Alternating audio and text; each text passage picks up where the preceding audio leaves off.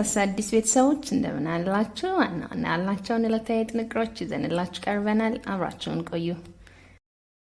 የአሜሪካ የአፍሪካ ቀንድ ልዩ መልእክተኛ አምባሳደር ዴቪድ ሳተርፊልድ ኢትዮጵያ እንደሚገኙ ተገለጸ። ሳተርፊልድ ኢትዮጵያ የሚገኙት ከመጋቢት 12 እስከ መጋቢት 13 በሚቆይ የስራ ጉብኝት ከኢትዮጵያ መንግስት፣ ከአፍሪካ ህብረትና ከተባበሩት መንግስታት ድርጅት ባለስልጣናት እንዲሁም ከሰብአዊ ድጋፍ አድራጊ ድርጅቶች ተወካዮች ጋር ለመነጋገር ነው።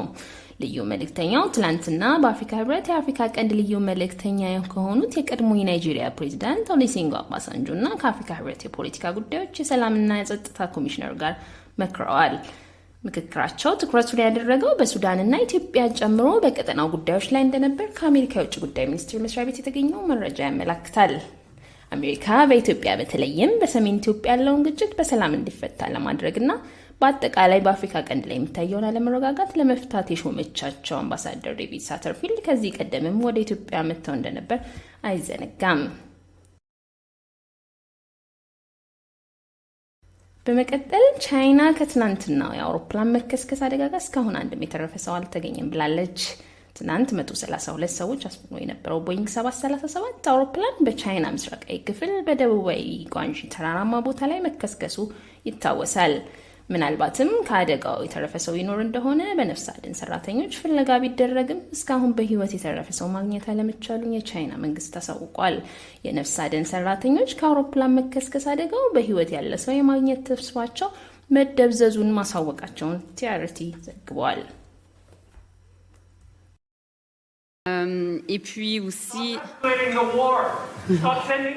የካናዳ የውጭ ጉዳይ ሚኒስትር ሜላኒ ጆኒ ንግግራቸው በተቃውሞ መቋረጡ ተገለጸ። በሞንትሪያል የውጭ ግንኙነት ካውንስል ንግግር ሲያደርጉ የነበሩት የውጭ ጉዳይ ሚኒስትር ሜላኒ ጆኒ ንግግራቸው የፖለቲካና የጸረ ጦርነት አክቲቪስት እንደሆነ በተነገረለት ካናዳዊ ኤቫን ግለር አማካኝነት ተቋርጧል።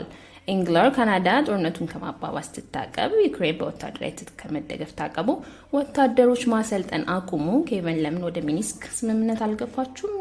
ለምን ልታፍሩ ይገባል? ኖት ዋር ኖት ኔቶ፣ ወደ ሶስተኛው ዓለም ጦርነት ልትገፉን ነው? የዩክሬን በሩሲያ ላይ የእጅ አዙር ጦርነት መጠቀም አቁሙ ሲል ተደምጧል። ክስተቱም በእጅ ስልኩ የቀረጸ ተቃውሞውን ያሰማው ኤቫን ግለር በደህንነት ሰዎች እየተገፋ ከአዳራሹ እንዲወጣ መደረጉ ተገልጿል። ካናዳ የዩክሬንን እያስታጠቁ ካሉ ሀገራት መካከል አንዷ መሆኗም ተነግሯል።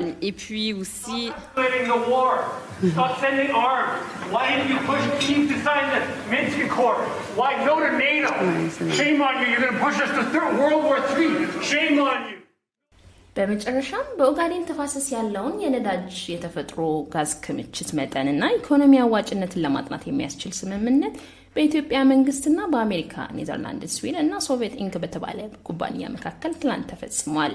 ስምምነቱ በኢትዮጵያ የአሜሪካ ጉዳይ ፈጻሚ አምባሳደር ትሬሲ ጃኮብሰን በተገኙበት የኢትዮጵያ ማዕድን ሚኒስትር ኢንጂነር ታከለ ኡማና የኩባንያው ምክትል ፕሬዚደንት ጆሴፍ ወልፍ ተፈራርመዋል።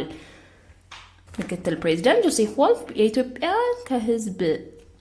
ከውጭ የሚመጣ የነዳጅ ምርት አቅርቦት መላቀቅ የሀገሩን ሀብት መጠቀም እንዲችል የተጀመረውን ጥረት እናደንቃለን። ከማዕድን ሚኒስቴር ጋር በኦጋዴን ተፋሰስ ያለውን ክምችትና ሀብት ለማየት የሚያስችል ስምምነት ተፈራርመናል። ይህም ሚኒስትሩ በሀገሪቱ ያለውን የነዳጅ ክምችትና ሀብት መጠን በአግባቡ እንዲረዳና ቀጥሎም ኢኮኖሚ አዋጭነትን ባለው መንገድ እንዴት መጠቀም እንደሚቻል እንዲያቅድ ይረዳዋል።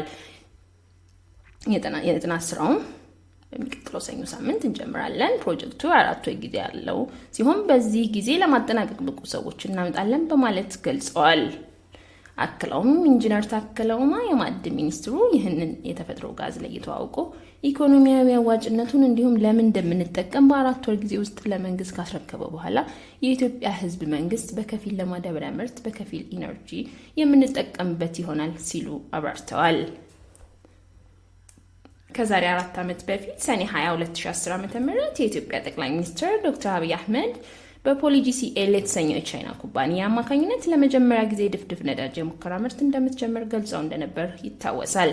ሰኔ 20 2010 ላይ ሚዲያዎች በነጋታው ማለትም ሰኔ 21 የድፍድፍ ነዳጅ የሙከራ ምርት እንደሚጀምር ቦታውን በምስራቅ ኢትዮጵያ ሶማሌ ክልል ኦጋዴን ኤሊሊ አካባቢ መሆኑን መግለጻቸው የሚዘነጋ አይደለም። በወቅቱ በሙከራ ደረጃ በቀን 450 በርሜል ድፍድፍ ነዳጅ የማውጣት ስራ ይጀመራል። ወደ ጅቡቲም ከመስከረም 2011 ጀምሮ የፓይፕ ዝርጋታ ስራ ይጀመራል ሲባል እንደነበር የሚታወስ ነው። ለዛሬ ያዝናቸው ዋና ዋና ርዕሰ ጉዳዮች እነዚህ ነበሩ። አብራችሁን ስለቆያችሁ ያመሰገንን መልካም ጊዜ ተመኘን።